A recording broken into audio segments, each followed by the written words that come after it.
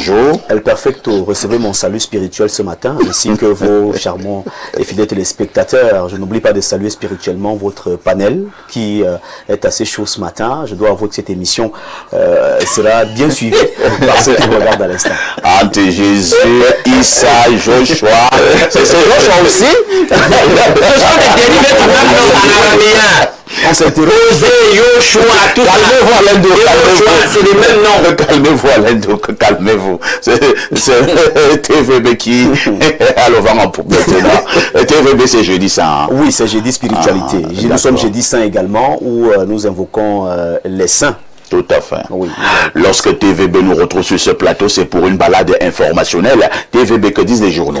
La sainteté des journaux qui sont disponibles en kiosque ce matin nous amène à parler de ces actualités qui sont disponibles, et nous ouvrons cette revue de presse avec le journal Info Matin, un journal de la maison qui s'intéresse à cette actualité et parle de l'eau potable. Compact national pour accélérer l'accès universel à l'eau potable. Cette information est contenue dans ce journal et on revient sur cette table ronde qui a bel et bien été ouverte ici même à Yaoundé. C'était hier, mercredi 1er avril 2026. Le ministre de l'eau et de l'énergie, Gaston Elundou Essomba, a donc bien sûr présidé les travaux, et il a invité tous les partenaires techniques et financiers à proposer des actions concrètes et opportunes susceptibles d'impacter positivement la consommation du projet, la consolidation du projet. Cette information est contenue en page 3 du quotidien Info Matin. Panorama News en fait également sa une ce matin. 2426 milliards de francs CFA pour accélérer l'accès en eau potable au Cameroun. Sous l'impulsion du ministre de l'eau et de l'énergie Gaston Elundou Essomba, le Cameroun franchit une étape décisive dans la réforme de son secteur hydraulique.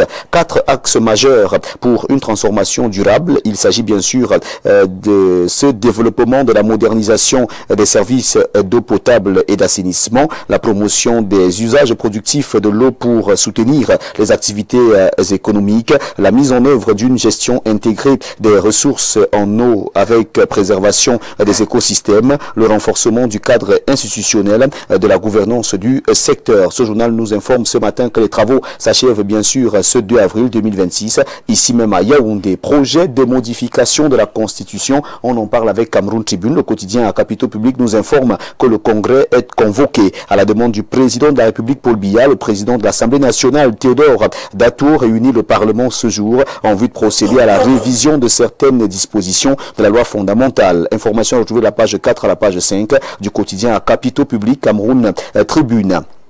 Le jour d'Amanmana s'intéresse également à la révision constitutionnelle. Paul Biya convoque le Parlement en congrès. Les députés et sénateurs vont se retrouver ce jeudi 2 avril 2026 à l'hémicycle dès 11h. Même son de cloche pour le messager. Réforme constitutionnelle. Le congrès du Dauphin réuni en session extraordinaire ce jour. Le Parlement pourrait ouvrir la voie à une recomposition du sommet de l'État à travers une révision stratégique de la Constitution, avec en perspective la création d'un poste de vice-président susceptible d'incarner le dauphin du chef de l'État. Révision constitutionnelle, taille patron, s'interroge le journal Mutation de Georges-Alain Boyomon. Dans un contexte post-présidentiel empreint de désespérance, le chef de l'État peut-il incarner la grandeur en toilettant la loi fondamentale dans l'intérêt supérieur de la nation? Le journal s'interroge ce matin en page 5. La nouvelle expression s'intéresse également à la modification de la Constitution ce matin. La démocratie en péril au Cameroun. L'Assemblée nationale et le Sénat s'est réuni ce jour à Yaoundé pour recevoir un projet de loi portant révision constitutionnelle. Les supputations évoquent notamment l'introduction d'un poste de vice-président et l'élection des conseillers municipaux, un passage en force que le président de la République entend opérer pour monarchiser le Cameroun. C'est bien sûr ce que nous dit la nouvelle expression ce matin en page 4. L'œil du Sahel de Guibaï Gatama nous amène à Tourou et parle ce jour de cette attaque de Boko Haram. Au moins 10 terroristes de Boko Haram tués par l'armée.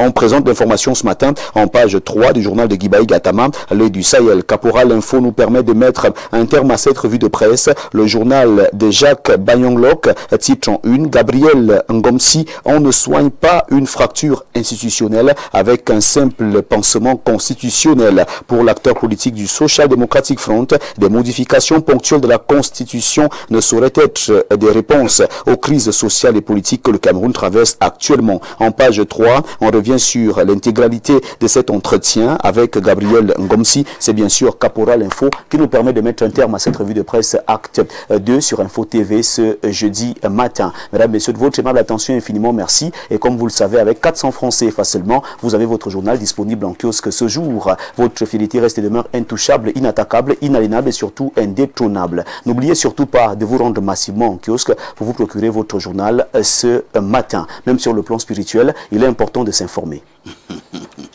Merci TVB pour cette brillante Je vous en prie, la presse. Nous nous disons à très prochainement. Oui, avec le même plaisir.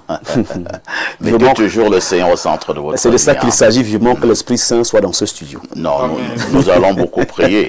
Et s'il faudra un peu d'exorcisme, on passera par là.